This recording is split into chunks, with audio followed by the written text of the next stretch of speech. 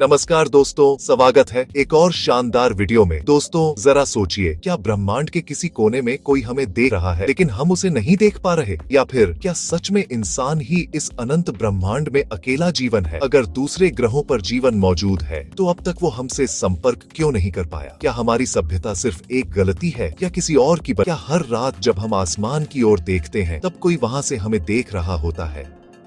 यही सवाल का जवाब खोजने के लिए इंसान ने अपने सबसे बड़े और महत्वाकांक्षी मिशनों में से एक की शुरुआत नासा का वॉयेजर मिशन। तो दोस्तों वीडियो को अंत तक जरूर देखिएगा।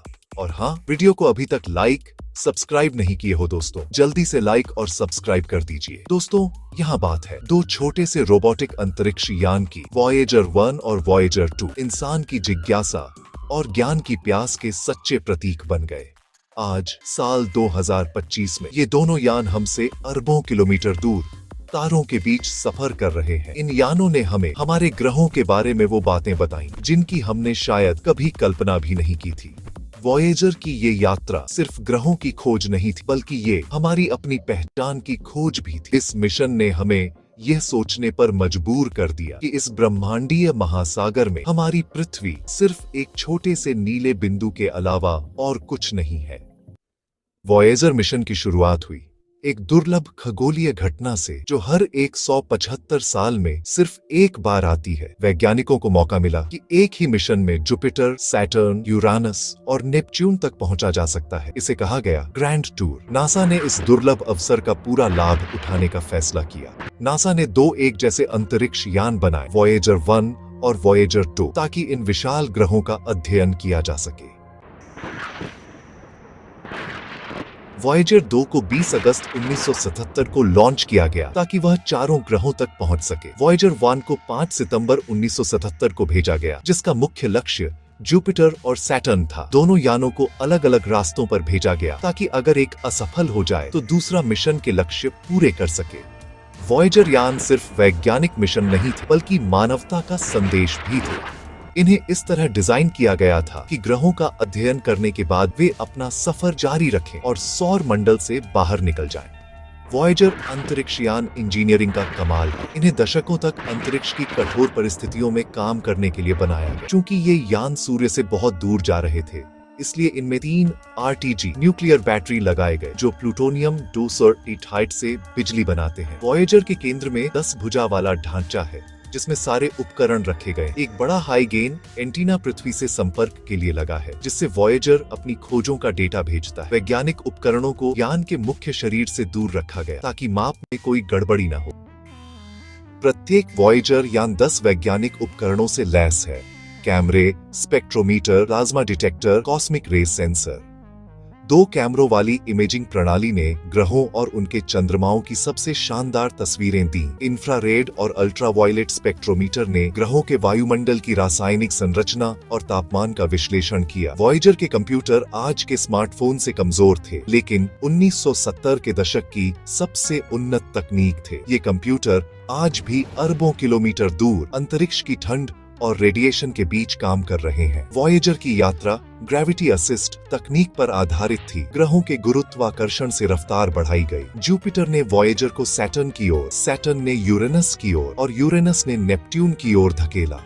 वॉयेजर 2 ने चारों बाहरी ग्रहों का दौरा किया। यह आज भी यूरानस और नेपट्यून को करीब से देखने वाला एकमात्र यान है। वॉयेजर 1 ने टाइटन के करीब से गुजरने के लिए अपना रास्ता बदला, जिससे वह यूरानस और नेपट्यून की ओर नहीं जा सका। वॉयेजर यानों से पृथ्वी का संपर्क बनाए रखना बड़ी चुनौती थी। सिग्नल कमजोर होते गए और संदेश आने जाने में घंटों लगने लगे। इन यानों को काफी हद तक स्वायत्त बनाया गया ताकि वे खुद से कई काम कर सकें। 14 फरवरी 1990 को वॉयेजर 1 ने पेल ब्लू डॉट नाम की ऐतिहासिक तस्वीर ली। 6 अरब किलोमीटर दूर से पृथ्वी एक हल्का नीला बिंदु दिखी। इस तस्वीर ने हमें हमारी जगह की याद दिलाई। हमारा घर कितना छोटा और नाजुक। जुपिटर के पास पहुंचकर वॉयेजर ने हमारी समझ बदल दी। यह एक अशांत तूफानी दुनिया निकली। ग्रेट रेड स्पॉट, एक विशाल तूफान जो पृथ्वी से भी बड़ा है। वॉयेजर ने पहली बार उसकी असली तस्वीरें भेजी। जुपिटर के छल्लों की खोज वॉयेजर की बड़ी उपलब्धि थी। पहले किसी को पता नहीं था कि जुपिटर के भी छल्ले हैं। वॉयेजर ने जुपिटर के 3 नए चंद्रमाओं की खोज। सबसे चौंकाने वाली खोज थी आयो पर सक्रिय ज्वालामुखी। ये पहली बार था जब पृथ्वी के बाहर कहीं ज्वालामुखी देखे गए। वॉयेजर की खोजों ने सौर मंडल की हमारी समझ को पूरी तरह बदल दी।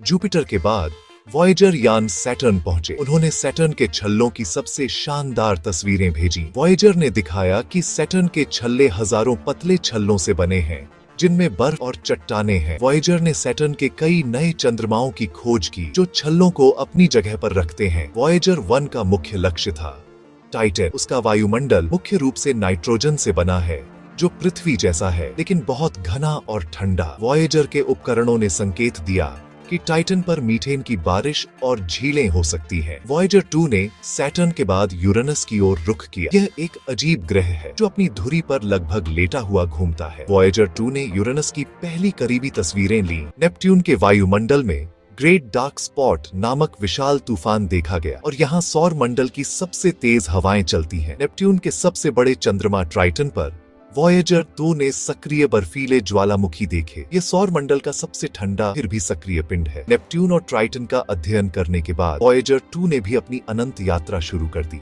वॉयेजर मिशन सिर्फ विज्ञान नहीं बल्कि मानवता की कहानी भी है। दोनों वॉयेजर यानों पर गोल्डन रिकॉर्ड रखा गया, एक सोने की डिस्क जिसमें पृथ्वी और मानवता का संदेश है। इस रिकॉर्ड में 115 तस्वीरें, गणितीय और भौतिक स्थिरांक, सौर मंडल का नक्शा, डीएनए की संरचना और पृथ्वी की संस्कृति के दृश्य हैं। इसमें ताजमहल, चीन की दीवार और मानव जीवन के कई पहलू शामिल हैं। यह हमारी सभ्यता का एक विजुअल एल्बम है, एक टाइम कैप्सूल जो अरबों साल बाद भी ब्रह्मांड में घूमता रहेगा। गोल्डन रिकॉर्ड में पृथ्वी की आवाजें भी हैं। 55 भाषाओं में अभिवादन, हवा, बारिश, जानवरों और इंसानों की आवाजें। इसमें दुनिया भर के संगीत के 28 टुकड़े हैं। बाक, बीथोवेन, चक बेरी और भारत से केसरबाई केरकर का राग भैरवी। गोल्डन रिकॉर्ड के कवर पर इसे चलाने के निर्देश प्रतीकों में दिए गए हैं। वॉयेजर यानों का ग्रैंड टूर पूरा होने के बाद उनकी यात्रा का नया अध्याय शुरू हुआ, इंटरस्टेलर मिशन। उनका अगला लक्ष्य था सूर्य के प्रभाव क्षेत्र हेलियोस्फीयर से बाहर निकलना। हेलियोस्फीयर सूर्य द्वारा फेंकी गई आवेशित कणों की धारा से बना बुलबुला है जो सौर मंडल को ब्रह्मांडीय किरणों से बचाता है। 25 अगस्त 2012 को वॉयेजर 1 ने हेलियोपॉज पार किया और इंटरस्टेलर स्पेस में प्रवेश करने वाला पहला मानव निर्मित ऑब्जेक्ट बन गया। वैज्ञानिकों ने प्लाज्मा वेव डेटा से इसकी पुष्टि की। वॉयेजर 1 अब तारों के बीच की दुनिया में था। वॉयेजर 2 ने 2018 में हेलियोपॉज पार किया और उसके प्लाज्मा उपकरण ने सीधा डेटा भेजा। अब हमारे पास 2 दूत हैं जो इंटरस्टेलर माध्यम का अध्ययन कर रहे हैं। वे हमें सौर मंडल के बाहर के ब्रह्मांड की झलक दे रहे हैं। आज 2025 में वॉयेजर 24 अरब किलोमीटर दूर है। वॉयेजर 2 20 अरब किलोमीटर दूर। उनके उपकरण धीरे धीरे बंद हो रहे हैं लेकिन वे अब भी मूल्यवान डेटा भेज रहे हैं। आरटीजी जनरेटर 2025 के अंत तक कुछ उपकरणों को चलाते रहेंगे। उसके बाद वे हमेशा के लिए चुप हो जाएंगे लेकिन उनकी यात्रा खत्म नहीं होगी। वे चुपचाप हमेशा के लिए आकाश गंगा में घूमते रहेंगे। वॉयेजर मिशन की विरासत विशाल है। इसने हमारी सौर मंडल की समझ में क्रांति ला दी।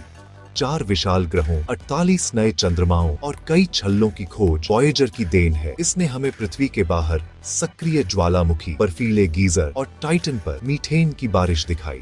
वॉयेजर के डेटा पर हजारों वैज्ञानिक पत्र लिखे गए। यह मिशन खगोल विज्ञान की किताबें फिर से लिखने जैसा। पेल ब्लू डॉट तस्वीर ने हमें हमारी जगह और जिम्मेदारी का एहसास कराया। वॉयेजर ने हमें ब्रह्मांड में हमारी जगह का नया दृष्टिकोण दिया। यह विज्ञान और मानवता दोनों के लिए एक अमर मशाल। दोस्तों, वीडियो को लाइक करना भूल रहे हो। मिलते